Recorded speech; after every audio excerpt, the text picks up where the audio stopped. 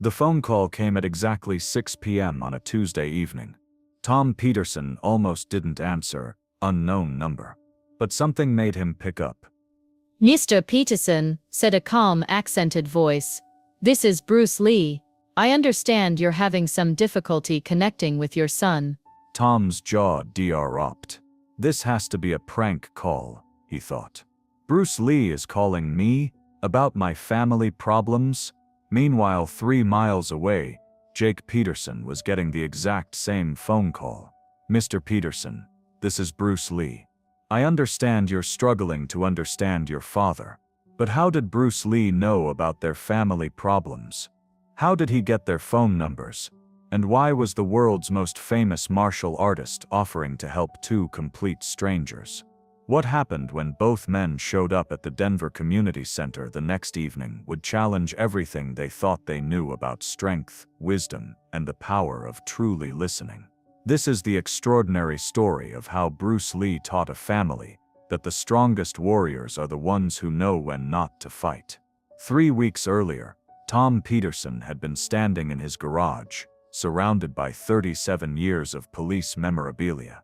Commendations, photos with fellow officers, newspaper clippings from high-profile cases. At 65, he was 6 months into retirement, and the silence was deafening. "You miss it, don't you?" his wife Linda had asked, finding him there for the 3rd time that week. "I miss mattering," Tom had replied, his weathered hands holding a photo from his rookie year. "I miss knowing that what I did made a difference." That same evening, Jake Peterson was working late at his downtown Denver office, staring at analytics reports that showed his latest campaign had helped a small nonprofit raise enough money to keep their homeless shelter open through winter. His girlfriend Sarah brought him coffee. "Another success story," she'd said, reading over his shoulder. "Then why do I feel so empty?" Jake had asked. "Why does it feel like nothing I do really counts?" Both men were searching for the same thing. Validation that their work mattered, that their lives had meaning. They just didn't know they were looking for it from each other. The explosion happened on Thanksgiving Day, November 15, 1972. What started as a family dinner became a 15-year war declared in Linda Peterson's dining room. Jake had arrived an hour late, apologizing profusely about a client emergency. Tom had made a comment about real jobs having real schedules. Jake had defended his work. Tom had escalated. And suddenly, 3 decades of unspoken disappointments erupted. "Your generation doesn't understand real work," Tom had shouted, his face red with frustration. "Sitting at a computer all day, making videos about feelings, that's not building anything. That's not protecting anyone. And your generation destroyed the economy, the environment, and then tells us we're entitled." Jake had fired back, his voice cracking with years of suppressed anger. "You had jobs where you could buy a house and support a family on one income. We're fighting for scraps and you call us lazy." Linda had tried desperately to intervene. "Boys, please, not today." But Tom was beyond reasoning. "I put my life on the line for 37 years. I've been shot at, stabbed, threatened. I've seen things that would give you nightmares. And what do? You help people brand themselves. You write captions for Instagram." Jake stood up so fast his chair fell backward. "You want to know what I did last month, Dad? I helped a veteran with PTSD start a business so he could afford his therapy. The month before that, I created a campaign that helped fund cancer research. But you're right, it's not real work because I didn't get a bullet scar doing it." The words that followed cut deeper than either man intended. "Nothing you do will ever be good enough for me," Tom said, his voice cold as winter, "because you're not willing to sacrifice anything real. And nothing I accomplish will ever matter to you." Jake replied, his eyes filling with tears, "Because it doesn't fit your narrow definition of what a man should be." Jake left that night, but not before saying the words that would haunt Tom for weeks. "I'm done trying to earn your respect, Dad. I'm done pretending that your approval is worth spending my life feeling inadequate." Tom's response followed Jake to his car. "If you can't respect what built this family, Maybe it's time you built your own. The front door slammed. Jake's car disappeared into the night, and Linda Peterson watched her family shatter in the space between the dining room and the driveway. What neither man realized was that they just revealed their deepest fears to each other. Tom's fear that his life's work was meaningless in a world that no longer valued traditional sacrifice. Jake's fear that he was weak compared to a father whose courage he'd never be able to match. The 3 days that followed were agony for everyone involved. Tom Peterson couldn't sleep. He found himself at 2 a.m. in his garage, holding a box of Jake's childhood achievements, baseball trophies, academic awards, newspaper clippings from high school sports, every single one carefully preserved by a father who had never learned how to express pride without qualification. "Look at this," he whispered to Linda, holding up a faded article about Jake's debate team winning state championships. "I was so proud of him. He was arguing for something he believed in, standing up in front of hundreds of people. That takes courage." "Then why didn't you tell him that?" Linda asked gently. Tom's voice broke. "Because I was afraid if I praised him too much, he'd get soft. I thought, if I kept pushing him, he'd become strong like—" Tom stopped. "Like you," Linda finished. "Instead, I just pushed him away." Meanwhile, across town, Jake was having his own breakdown. He'd been scrolling through social media, looking at photos of his friends with their fathers, fishing trips, graduation celebrations, weddings where proud dads walked their sons down aisles toward new lives. "Why can't we have that?" he asked Sarah, showing her a photo of his college roommate with his father at a recent promotion celebration. "What's stopping you?" Jake stared at the phone. "I don't know how to talk to him anymore. Every conversation becomes a test I'm failing. Every achievement I share gets measured against what he did at my age. I love him, but I can't be him." Sarah was quiet for a moment. "Have you ever asked him if he wants you to be him, or if he just wants you to be happy?" "It doesn't matter," Jake said, his voice hollow. "He's already decided I'm a disappointment." But Jake was wrong, and Tom was wrong. They were both drowning in assumptions that kept them from reaching for each other. The intervention came from an unexpected source. Dr. Margaret Chen, a family therapist at the Denver Community Center, had been contacted by Linda Peterson on Monday morning. "I'm watching my family destroy itself," Linda had said, tears in her voice. "My husband and son love each other, but they're speaking completely different languages." Dr. Chen had listened to the whole story, then made a suggestion that surprised Linda. "There's someone here this week who specializes in bridging generational gaps. He's not a therapist, but he has an unusual approach to helping families communicate. Would you be willing to let me reach out to him?" "Anyone," Linda had said. "I'll try anything." That's how Bruce Lee came to know about the Peterson family crisis. The calls came simultaneously at exactly 6 p.m. on Tuesday. Tom almost ignored the ringing phone.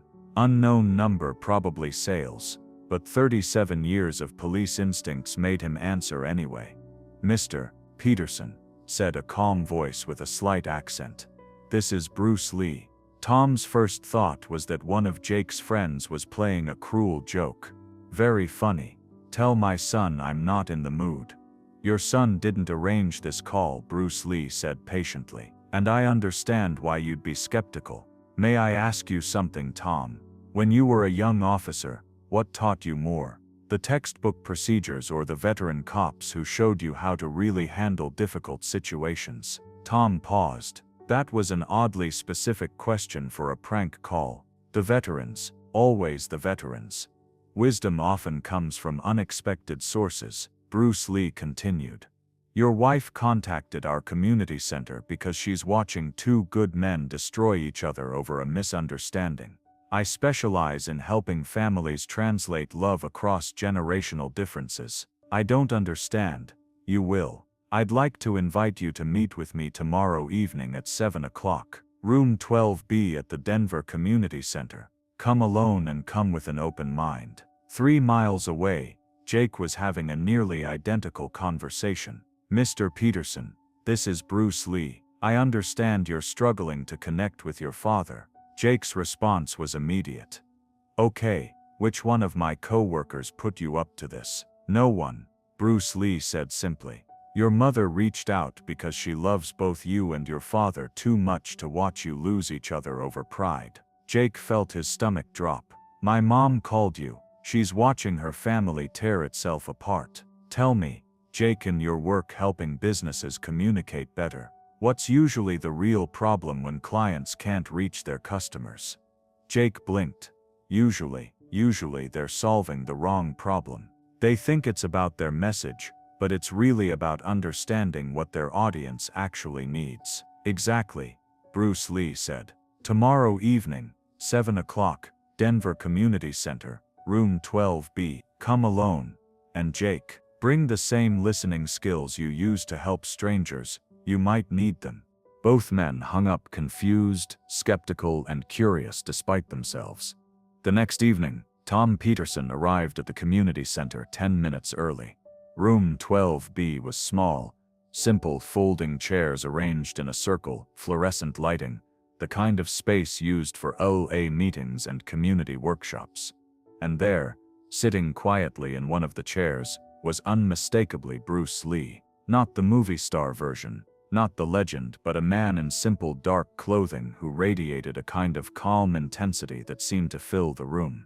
When he looked up at Tom, his eyes held no judgment, no agenda, just patient attention. Mr. Peterson, Bruce Lee said, standing to shake hands. Thank you for coming. Tom's cop instincts kicked in immediately. How do I know you're really who you say you are? Bruce Lee smiled slightly. What would convince you? A demonstration of martial arts techniques, a recitation of my film credits, or would you prefer I simply help your family, and you can decide later whether my identity matters as much as my effectiveness? Before Tom could answer, the door opened behind him. Jake Peterson stepped into the room, stopped dead when he saw his father, and immediately turned to leave. Jake, Bruce Lee said quietly. Please stay, I didn't know he'd be here. Jake said, hand still on the doorknob. Neither did I. Tom added, his voice stiff with surprise. Bruce Lee gestured to the chairs. Both of you please sit. What you don't know about each other could fill this entire building. What you do know about each other could heal this family. But first you have to decide which conversation you want to have. Jake reluctantly took a seat, leaving an empty chair between himself and his father. The distance might as well have been a canyon. This feels like an ambush, Tom said, his police training making him suspicious of setups. It's an opportunity, Bruce Lee replied. Nothing more, nothing less. But I need to ask you both something important. Are you here to win, or are you here to understand? What's the difference? Jake asked. Bruce Lee walked to a small table where someone had left a glass of water. Tom, in your police work when you dealt with domestic disputes, what happened when both parties came in determined to prove they were right? Tom considered. Usually nothing good. Everyone gets more angry, more defensive. And Jake, in your professional work when a client insists they know exactly what their problem is and just want you to confirm it, how often are they actually correct? Jake shifted uncomfortably. Almost never. They're usually focused on symptoms instead of root causes. Precisely. Bruce Lee picked up the water glass. So let me ask you both again. Are you here to prove you're right about each other, or are you here to discover what you might not know? Father and son glanced at each other, then looked away. We'll try, Tom said finally. Good, Bruce Lee said. Now before we begin, I want you to do something that might feel strange. Tom, I want you to tell Jake one thing you've observed about his work that impressed you, even if you didn't understand it. Tom's jaw worked silently for several seconds. Finally, last year you helped that coffee shop owner, Mrs. Rodriguez, save her business. I watched her go from crying in the parking lot to hiring 3 new employees in 6 months. I didn't understand how posting pictures online could do that, but results don't lie. Jake's eyes widened. You were watching. Jake, Bruce Lee continued. Tell your father one thing about his police career that you're proud of, even if you've never told him. Jake's voice was quiet. When I was 12, you talked that man off the bridge downtown. 4 hours in the freezing rain, just talking to him about his kids, about second chances. I was in the car with Mom, watching you refuse to give up on a complete stranger. That's when I knew what courage actually looked like. Tom's eyes filled with tears. You were there. I've carried that image my whole life. Jake said softly. I've been trying to live up to it ever since. Bruce Lee set the water glass down. Now we can begin. Because what just happened proves something important. Your problems with each other aren't about lack of love or respect. They're about lack of translation. Translation? Tom asked. You speak different languages. Bruce Lee explained. Tom, you speak the language of sacrifice, duty, and proving yourself through endurance. Jake, you speak the language of innovation, connection, and proving yourself through impact. Both languages express the same core values: service to others and personal responsibility. But you've been treating them as incompatible worldviews instead of different dialects of the same belief system. He stood up and walked to a whiteboard someone had left in the room. Let me show you something. Bruce Lee drew 2 columns. At the top of one he wrote Tom's values. At the top of the other, Jake's values. Tom, what do you believe makes a man worthy of respect? Hard work, sacrifice for others, standing up to danger, taking responsibility for your actions, protecting people who can't protect themselves. Bruce Lee wrote these down, then turned to Jake. What do you believe makes a person worthy of respect? Creating positive change, helping others succeed, finding innovative solutions to problems, taking responsibility for outcomes, empowering people who've been overlooked. Bruce Lee finished writing, then stepped back. Look at these lists. What do you see? Tom squinted at the board. They're similar. They're nearly identical, Jake said with surprise. Exactly, Bruce Lee said. You both believe in service, responsibility, protection, and hard work. You just express these values through different methods. Tom, you served through law enforcement.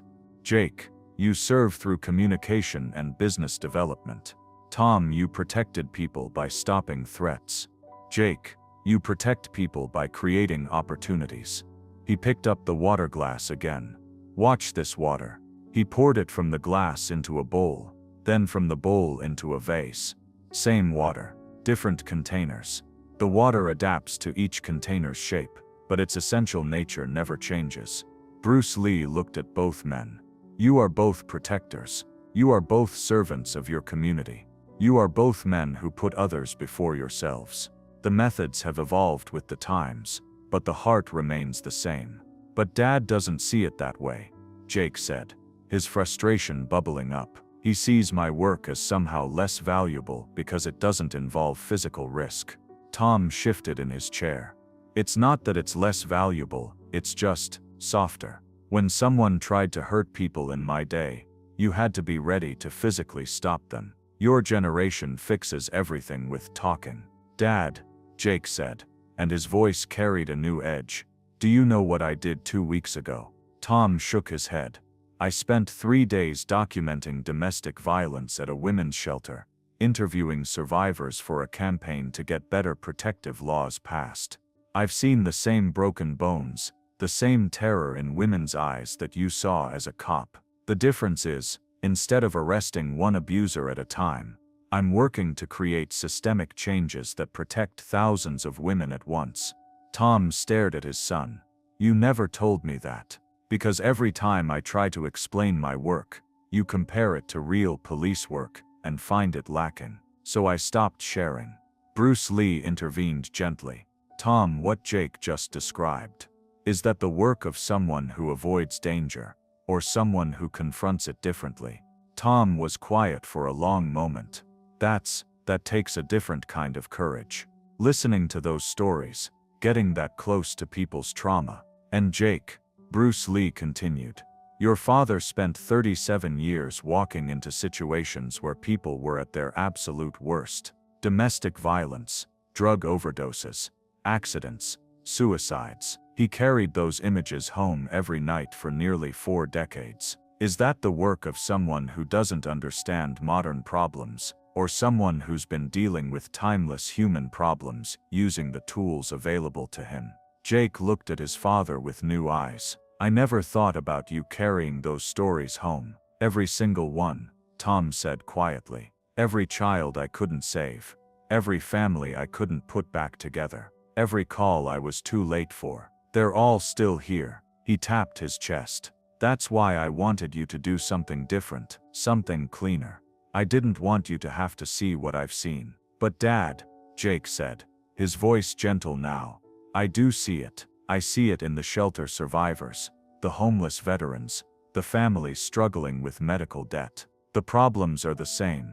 I just use different tools to help solve them. Bruce Lee sat back down. This is the beginning of understanding.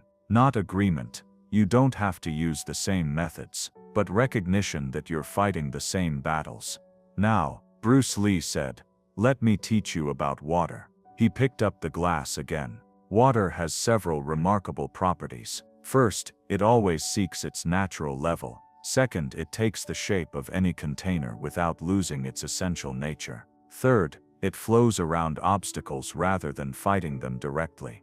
And fourth, over time, it can reshape even the hardest stone. Tom, your generation was taught to be like stone, strong, unmovable, reliable. These are valuable qualities. But stone, when it meets immovable force, sometimes breaks. Jake, your generation has learned to be like water, adaptable, innovative, flowing around problems to find new solutions. These are also valuable qualities. But water without a strong container has no direction.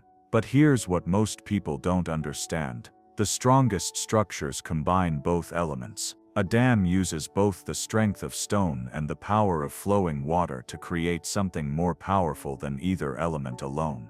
Tom leaned forward. So you're saying we need each other? I'm saying you complement each other, Bruce Lee replied. Tom, your son has learned to solve problems you've only dreamed of solving, preventing domestic violence through legal reform, helping veterans start businesses instead of just surviving on disability, creating systems that lift people up instead of just catching them when they fall. These are the same goals you've always had, achieved through methods that didn't exist when you were his age. Jake, your father has something you're still developing. The wisdom that comes from seeing the same human problems repeat across decades. The patience that comes from knowing that some changes take generations. And the strength that comes from maintaining your principles even when they're unpopular. Together you could be unstoppable. Apart you're both incomplete. But how do we bridge this gap? Jake asked. How do we stop falling into the same patterns? Bruce Lee smiled. Practice. Like learning any new skill, learning to communicate across generations requires practice, and I'm going to give you some homework.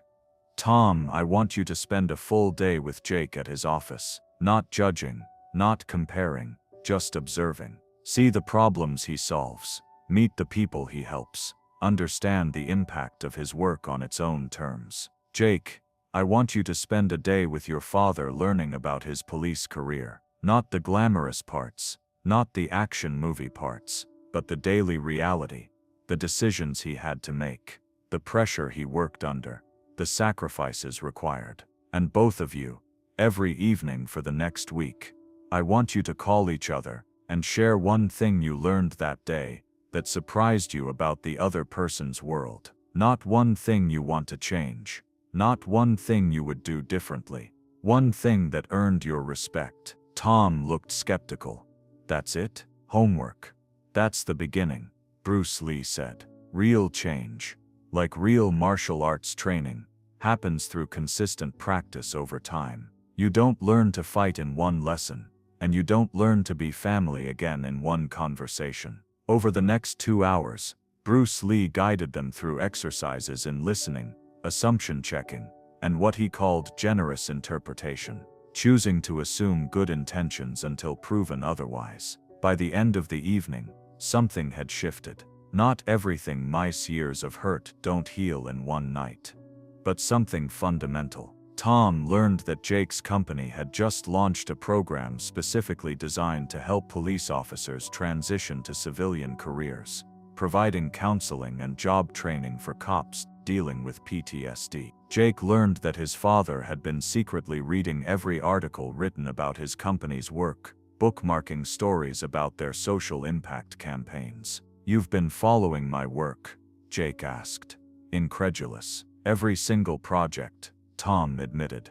I didn't know how to tell you I was proud without sounding like I was giving up on pushing you to be better." "Dad," Jake said, his voice thick with emotion, "your approval isn't something I need to earn. It's something I've always hoped I deserved." As they prepared to leave, Bruce Lee gave them one final piece of wisdom. "Remember this, you are not trying to become the same person. You are trying to become family again.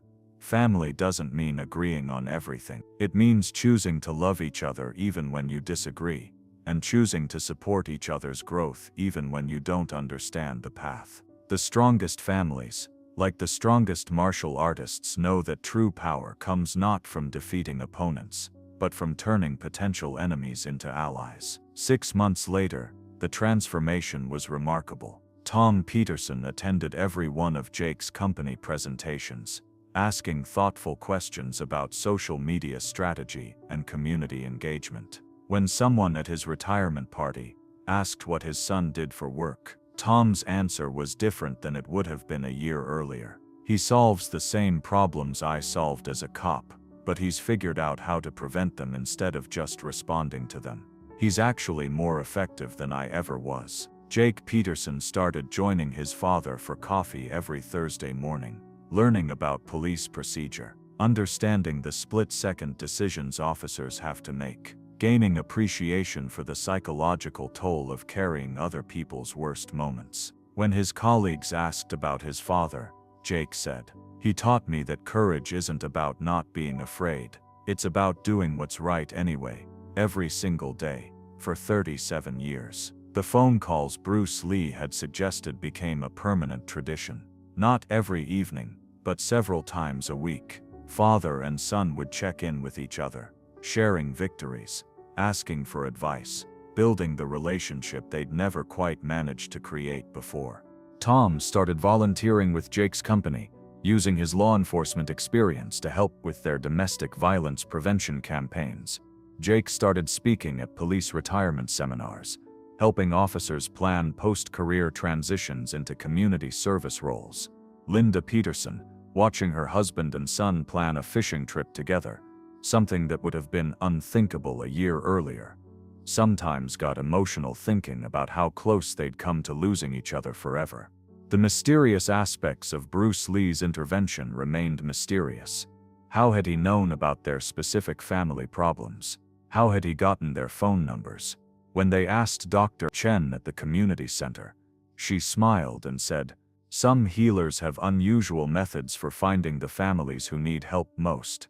But Tom and Jake stopped caring about the mystery. They were too busy building the relationship they'd always wanted but never known how to create. Bruce Lee's final conversation with them came 8 months after that first meeting, when both men called to update him on their progress. "You taught us how to be family," Jake said. "I taught you nothing you didn't already know," Bruce Lee replied. "You always knew how to love each other. You always knew how to serve others. You always knew how to be strong. You just needed to remember that love can take many different forms without losing its power. Water can take the shape of any container, but it never stops being water. Your love for each other was always there. It just needed the right container to flow freely." Today, the Peterson men still disagree on politics, technology, and the best way to solve most of the world's problems. But they've learned to disagree like family, instead of like strangers. They've learned that being water doesn't mean being weak. It means being adaptable enough to reach places that rigid thinking never could. And they've learned that the strongest warriors really are the ones who know when not to fight. especially when the person across from you is trying to love you in the only language they know how to speak. If this story of generational healing and family reconciliation touched your heart, make sure to subscribe and hit that thumbs up button. Share this video with a family member you need to understand better, or someone who needs to understand you. Have you ever experienced a moment when someone helped you see a family conflict from a completely different perspective? Let us know in the comments below, and don't forget to ring that notification bell for more incredible stories about how ancient wisdom can bridge modern divides and bring families back together stronger than ever before.